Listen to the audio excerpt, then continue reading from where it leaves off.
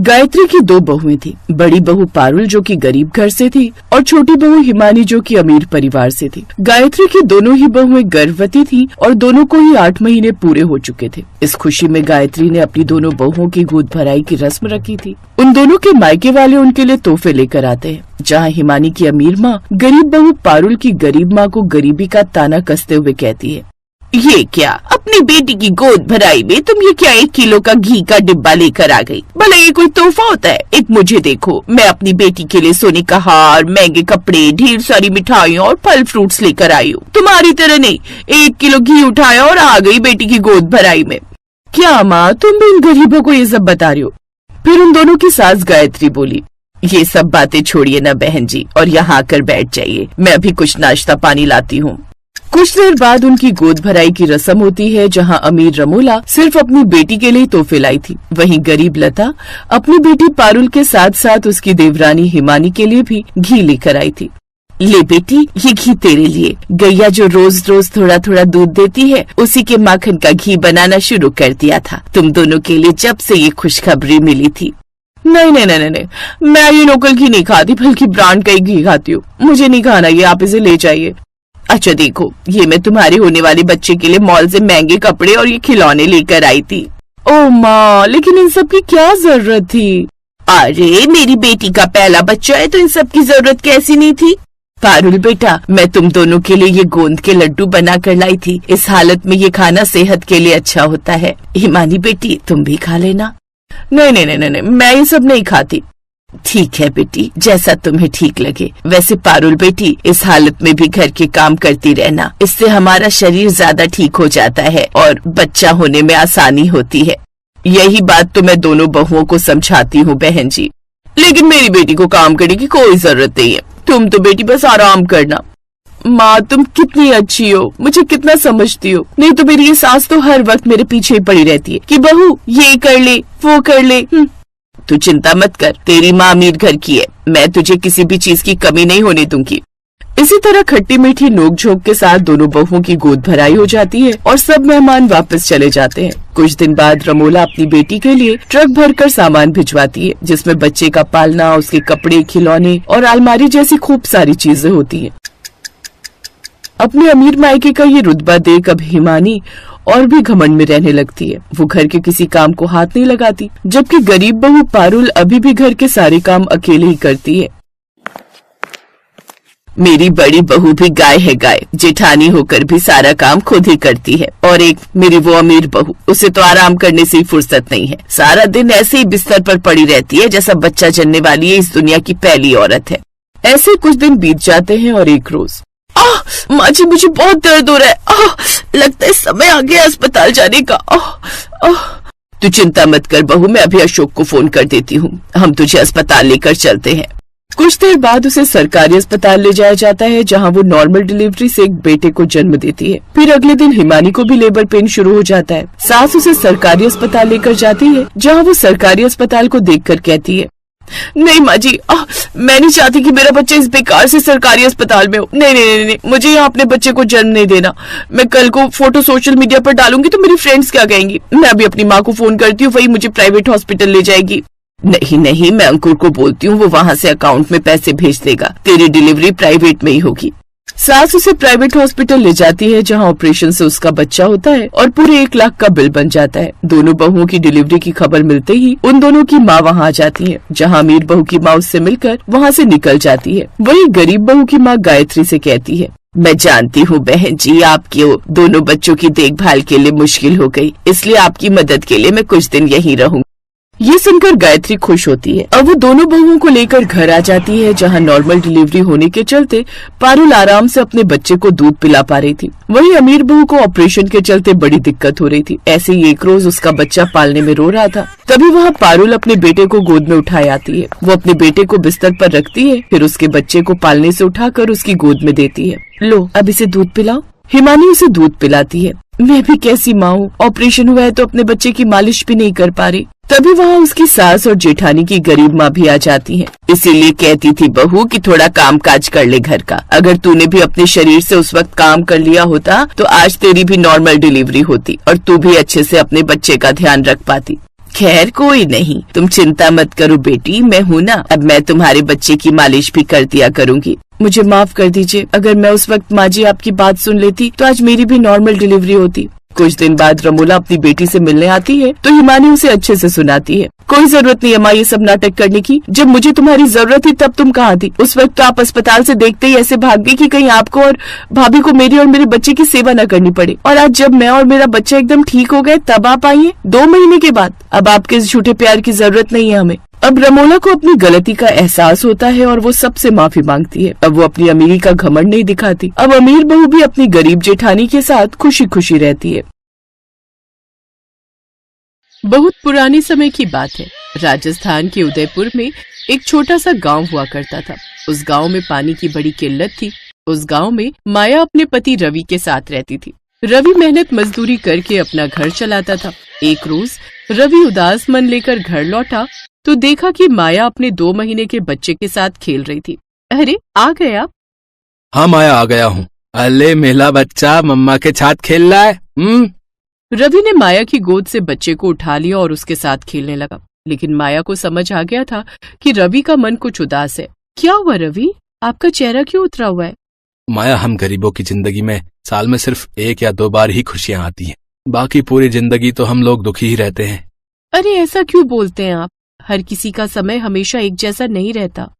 माया, जहाँ मैं काम करता था वो काम भी बंद हो गया। अब फिर से काम ढूंढना पड़ेगा। मैंने सोचा था जब तक मेरा बच्चा थोड़ा बड़ा होगा फिर मैं उसे अच्छे स्कूल में पढ़ाऊंगा लिखाऊंगा और उसे बड़ा आदमी बनाऊंगा। आप अभी से इतना परेशान मत होइए। अभी हमारा बच्चा बहुत छोटा है, तब तक कुछ न कुछ जरूर हो जाएगा। तभी दरवाजे पर किसी ने दस्तक दी। अरे शालिनी, तू अचानक? आओ आओ, अंदर आओ। विनोद जी, आप भी अंदर आइए, शर्मा क्यों रहे?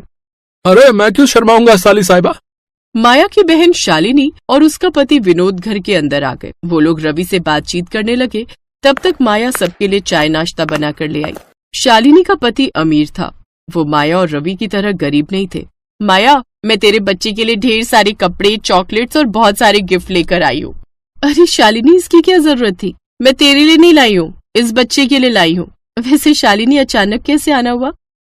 मुझे लगता है शालिनी को बताते हुए शर्म आ रही है। मैं ही बता देता हूँ।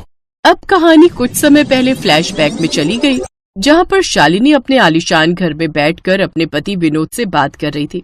विनोद, मैं माया से 3 साल बड़ी हूँ। हमारी शादी के 3 साल हो चुके हैं, लेकिन हमारी एक भी औलाद नहीं हुई। उसकी 1 साल में ही हो गई। अब कर भी क्या सकते हैं शालिनी? लेकिन अब तो डॉक्टर ने भी जवाब दे दिया है। हम अपनी पूरी जिंदगी बिना औलाद के कैसे जी पाएंगे? अगर कहो तो बताओ।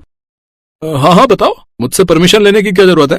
क्यों ना हम माया के बच्चे को गोद ले ले। हमारे पास बहुत पैसा है। हम उसके बच्चे को अच्छी एजुकेशन देंगे, अच्छी जगह रखेंगे, अच्छे से पालेंगे। आइडिया तो अच्छा है, लेकिन क्या माया मानेगी? अरे मानेगी क्यों नहीं? पैसों में बड़ी ताकत होती है। उसे हम लालच देंगे ना कि हम उसके बच्चे को पढ़ाएंगे, लिखाएंगे, करोड़ों रुपए उस पर खर्च करेंगे। जल्दी से तैयार हो जाओ, हम अभी चलते हैं। रास्ते में उसके बच्चे के लिए ढेर सारे गिफ्ट भी ले लेंगे, तो वो जरूर मान जाएगी। अब कहानी एक बार फिर से प्रेजेंट टाइम में वापस आ गई। माया अपने बच्चे को गोद में लेकर शालिनी की तरफ पीठ करके खड़ी हो गई। माया, तो कितनी मतलबी निकली। जरा सोच, हम तेरे बच्चे को अच्छे स्कूल में पढ़ाएंगे, महंगे महंगे कपड़े पहनाएंगे, अच्छा अच्छा खाना खिलाएंगे, तो जरा सोच बड़ा होकर क्या हीरा बन जाएगा तेरा बेटा। शालिनी, मैंने तेरे बारे में ऐसा नहीं सोचा था। तूने ये कैसे सोच लिया कि पैसों के लालच में मैं तुझे अपना बेटा दे दूंगी? प्यार और ममता की दौलत से बढ़कर कोई दौलत नहीं होती। ये बड़ी बड़ी बातें ना सिर्फ फिल्मों में ही अच्छी लगती है माया। अगर तूने हमें अपना बच्चा गोद नहीं दिया तो हम आज के बाद तेरी कोई मदद नहीं करेंगे। तो हर बार मुझसे पैसों की मदद मांगती थी ना, अब मैं तेरी कोई मदद नहीं करूंगी। इससे पहले कि माया कुछ बोल पाती, उसका पति रवि बोला। देखिए, मुझे तो पता ही नहीं था कि माया आप लोगों से पैसे की मदद मांगती थी। हम अपने बच्चे को नहीं दे सकते। हमसे जितना हो पाएगा उतना हम अपने बच्चे के लिए करेंगे। हमें किसी की मदद की जरूरत नहीं। शालिनी, चलो यहाँ से। इन गरीब लोगों को बड़ी बड़ी बातें करने के अलावा कुछ नहीं आता। इतने में शालिनी ने गुस्से में माया की गोद से उसका बच्चा छीना और वहाँ से भागने लगी। पीछे पीछे विनोद भी भागने लगा। उसने जल्दी से अपनी कार स्टार्ट की और बच्चे को लेकर वहाँ से भाग गए। माया और रवि बहुत परेशान हो गए। रवि हमारा बच्चा लेकर भाग गए वो लोग। रवि, हमारे बच्चे को बचाओ, उसे जल्दी से लेकर आओ मेरे पास, वरना मैं मर जाऊंगी। वो तुम्हारी बहन है, कोई किडनैपर नहीं है। मैं शाम को जाऊंगा, अपने बच्चों को लेकर आऊंगा। माया अपने बच्चे की याद में रोने लगी। वो एक पल के लिए भी अपने बच्चे को अपनी पलकों के सामने से नहीं हटाती थी। खैर, शाम को रवि विनोद के घर के बाहर पहुंचा। उसका घर बहुत आलीशान था। बाहर सिक्योरिटी गार्ड लगे हुए थे। जैसे ही रवि घर के अंदर जाने लगा, सिक्योरिटी गार्ड ने उसे रोक लिया। ओए भिखारी, कहाँ घुसा जा रहा है? अरे ये आप कैसी बातें कर रहे हैं? ये मेरे बहनोई का घर है, मुझे जाने दीजिए। हाँ हाँ पता है, उन दोनों ने ही मना किया था कि तुम्हें अंदर ना आने दें। उन्होंने ये भी कहा था कि अगर जिद करे तो उसकी टांगे तोड़ देना। रवि की आवाज सुनकर उसका बच्चा घर के अंदर जोर जोर से रोने लगा। वो शायद अपने पिता की आवाज पहचान गया था। रवि ने भी उसकी आवाज सुन ली। मेरा बच्चा रो रहा है, मुझे अंदर जाने दो। मैं आ रहा हूँ मेरे बेटे, फिक्र मत कर, तेरा बाप आ गया है। जब रवि ज्यादा जिद करने लगा तब सिक्योरिटी गार्ड वालों ने उसे बहुत मारा। रवि को बहुत चोट आ गई और वो घर लौट आया। माया उसे देखकर गुस्से से लाल हो गई। ऐसी बहन होने से तो अच्छा 1 करोड़ दुश्मन पाल लो। देखो क्या हालत कर दी आपकी उन लोगों ने। कोई बहन ऐसा करती है क्या? आप यहीं आराम करो, मैं अभी जाती हूँ, अपने बच्चे को लेकर आती हूँ, देखती हूँ मुझे कौन हाथ लगाता है। माया पैदल ही दौड़ते दौड़ते शालिनी के बंगले के बाहर पहुंच गई। गार्ड उसे पहचान गया। इससे पहले कि गार्ड उसे रोकता, माया बोली, अगर एक औरत को तुमने हाथ लगाने की भी कोशिश की तो जिंदगी भर जेल में सड़ते रहोगे। ऐसी धाराएं लगा दूंगी। मुझे छूने की कोशिश मत करना। मैं अपनी बहन के घर जा रही हूँ, किसी दूसरे के घर नहीं। सिक्योरिटी गार्ड्स माया को देखकर डर गए और उसे घर के अंदर जाने दिया। माया सीधे अपने बच्चे की आवाज सुनकर उसके कमरे में पहुंच गई और बच्चे को उठाकर वहां से जाने लगी। पर तभी वहां पर विनोद और शालिनी आ गए। इतने में माया ने किचन से कुछ बर्तन उठाए और फेंक फेंक कर शालिनी और विनोद की खोपड़ी तोड़ दी। रुक जा शालिनी, रुक जा, अभी वो बहुत गुस्से में लग रही है। मेरी तरफ अगर बढ़ने की कोशिश भी की तो या तो मैं अपने बच्चे के साथ खुद मर जाऊंगी या तुम दोनों को मार डालूंगी यहीं पर। अभी तक तुम लोगों ने मेरी ममता देखी है, नफरत नहीं। माया अपने बच्चे को लेकर अपनी झोपड़ी में वापस आ गई। मैंने कभी सपने में भी नहीं सोचा था कि मेरी बहन ऐसा कर सकती है। अमीर परिवार में शादी क्या हो गई, पता नहीं अपने आप को क्या समझने लगी। ऐसे ही दिन बीतते गए। 3 साल रवि ने खूब मेहनत की। उसने अपने बच्चे का दाखिला एक सरकारी स्कूल में करवा दिया। रवि, हमारा बेटा स्कूल चला जाता है, मैं घर में अकेली रह जाती हूँ। मैं घर के बाहर चाय और पकौड़ी बनाकर बेचती हूँ, जिससे कमाई भी हो जाएगी और मेरा टाइम पास भी हो जाएगा। वैसे तुम्हारा आइडिया तो बहुत अच्छा है। अगर तुम्हारा काम चल गया तो मैं भी यही काम करने लगूंगा और हम दोनों मिलकर अपने बिजनेस को आगे बढ़ाएंगे। लेकिन इसके साथ एक काम और करेंगे। हमारे राजस्थान में लोगों को पानी की बड़ी समस्या है। जो लोग बाहर से घूमने आते हैं उन्हें भी यहाँ रेगिस्तान में पानी की समस्या होती है। तो हम लोग मुफ्त में उन लोगों को पानी पिलाएंगे। पानी पीने के बहाने वो लोग कुछ न कुछ तो खाएंगे ही। बिल्कुल सही कहा आपने।